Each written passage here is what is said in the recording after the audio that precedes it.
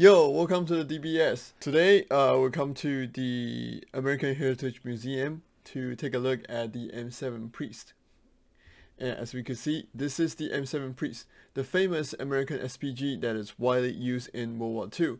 As a ROCA Hauser crew of M101 Hauser, which is equipped on this tank, I would like to start with the armament, which I believe is the most critical piece of equipment of every SPG. M7 Priest equipped with M101 Hauser, which is designed by US Army Ordnance Department right after World War I. But it started its production around 1939 due to design change and upgrade to fulfill the requirement. After the mass production during World War II, in 1962 they redesigned the M101A1 into M102 Hauser, which sees service during Korean War and Vietnam War. 80 years later, we could still see service of this Hauser around the world. This proves the design is truly reliable and efficient. In total, there was around 10,000 pieces of M101 and M102 built during the last 80 years.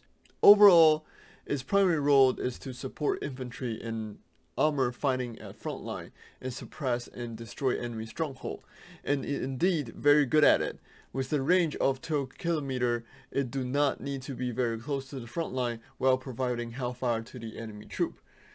With the various of shell type, it could provide smoke screen, destroy enemy bunker using anti-concrete M1 shell, and suppress enemy infantry using standard high explosive shell. At the same time, since it could equip high explosive anti-tank shell, which is capable of penetrating 183mm of armor at any range, it do have anti-tank capability. But I have to be honest with you, going through the anti-tank training with M101 make me believe this is nearly impossible to do during combat.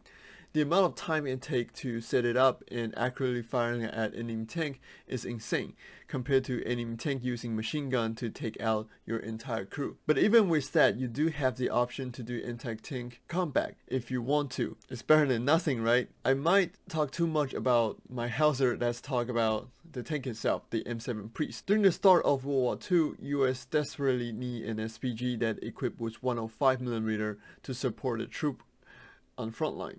At that time, the 75mm Hauser's range and firepower is not enough, and the Will SPG that do equip with 105mm Hauser do not have enough armor and mobility to fulfill the requirement.